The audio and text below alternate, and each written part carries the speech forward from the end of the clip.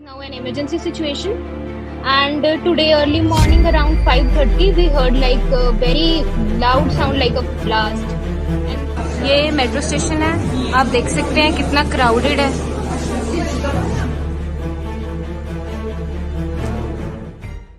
Well, the big breaking story which has been unfolding during the day, Russian President Vladimir Putin, he ordered military action against Ukraine.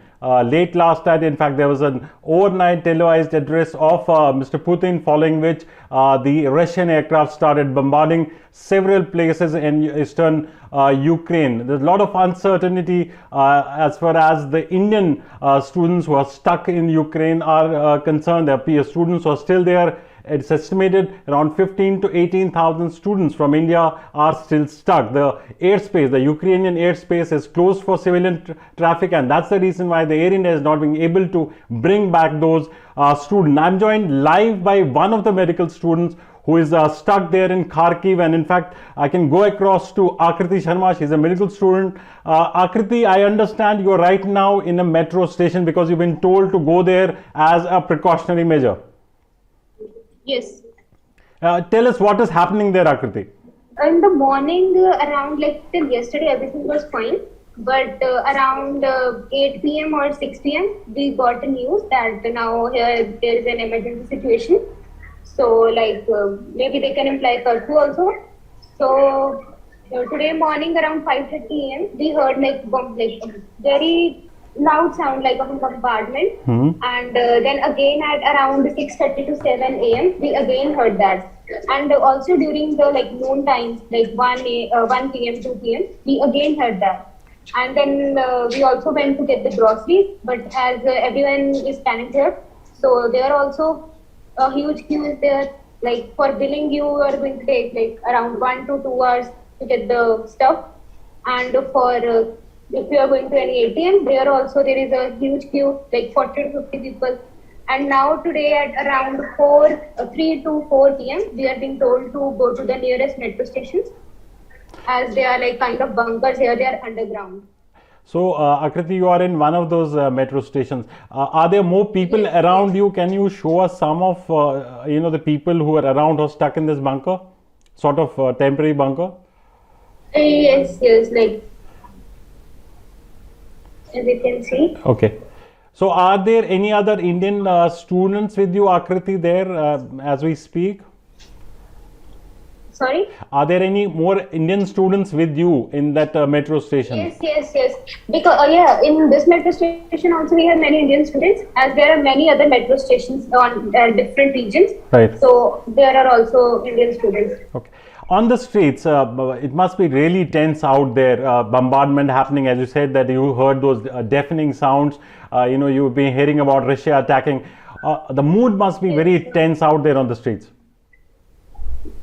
Like also like I guess around 30 minutes ago also we again heard a very large sound like a bombardment kind of. Right. And now we are being told not to go out of this station as there is some sort of firing going on.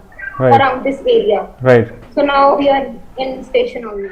So what happens? I mean, are you enough stocked up with essential commodities like food and all? Do you have availability of these things? Yes.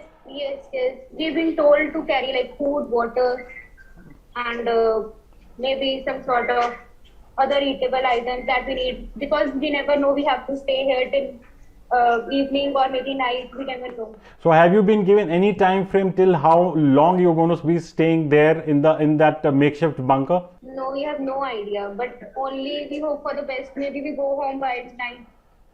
Yeah. Akriti, it must have been a very tough time for you. Your parents must be very anxious back home in India. I mean, are you in touch with your parents? There must be a lot of apprehension. Yes. They are also very stressed and panicked. But somehow we are trying to keep them calm. Okay. And also, have you been able to get in touch with the Indian embassy officials? Are they in touch with you? Are they providing you enough help in this moment of crisis? Yeah, embassy today only like arrange for some sort of Google forms to fill in so that they can get the idea how many students are here and which place, which city, so that they can plan for the evacuation. And Akriti, also tell us moments before the attack actually happened. There were a lot of reports that eventually Russia is going to attack, but then it was not happening for the 3-4 days. So take us through those 3-4 days. What happened? What were you hearing before this actual war on Ukraine started? What were you hearing for the last 3 to 4 days? We were not expecting anything of this sort. We were like, it's only. So we just thought that everything will calm down in a day or two. But today morning, when we didn't wake up with the sound of alarm. The bombardment made us wake up. Right. So that was very different situation. So, but on the ground, even the locals, weren't they anticipating this? Because there was a lot of this talk in the media, in the newspapers, that Russia was not willing to listen to NATO and the US, and they are going to attack. But on the ground, was it really calm? Didn't we anticipate that this sort of a military exercise is going to happen? Everything was calm till yesterday. Right. Everything was calm till yesterday evening. Everything it just turned around today morning only. Right. Okay. And since how long you been in Ukraine, Akriti? I am in now 5th year, but I came back from India in September last year. Right. Last year September. Okay. So now, as far as the Indian students are concerned, you must be with a group of Indian students. What is the mood like? It must be really stressful. That's quite an understatement if I'm making. But still, how are you coping up with this pressure, with this stress that has happened because of this military attack by the Russians? We are just trying to calm down each other, and we only want now so that the India government should evacuate us because we never know what happens in future. Right. And are you hopeful, Akriti, that the evacuation is going to happen soon, because the airspace has been closed down by Ukrainian authorities? How are the Indian embassy officials assuring you that eventually the students who are stranded there will be evacuated? Are there enough assurances from the Indian embassy officials? Yeah, they are just trying to collect the information of all the students. So we can only say that they are also trying to evacuate us. So maybe they are trying their level best also. Right. And there are many students here. Okay. But as far as on ground, you and other Indian students, the mood is you are upbeat, you are hopeful that things will improve and you will be able to come back and return to India. Yes. Okay.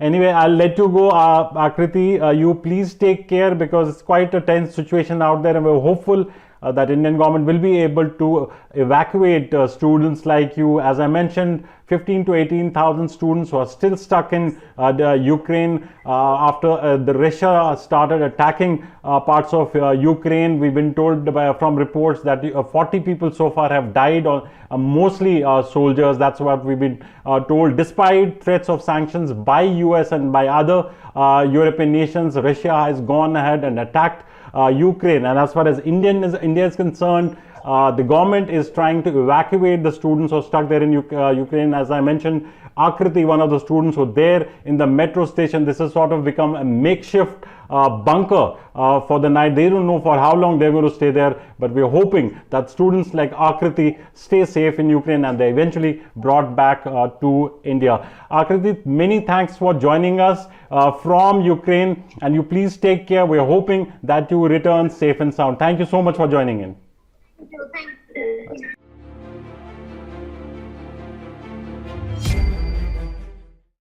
There is now an emergency situation, and today early morning around 5:30 we heard a very loud sound like a blast. ये metro station है, आप देख सकते हैं कितना crowded है.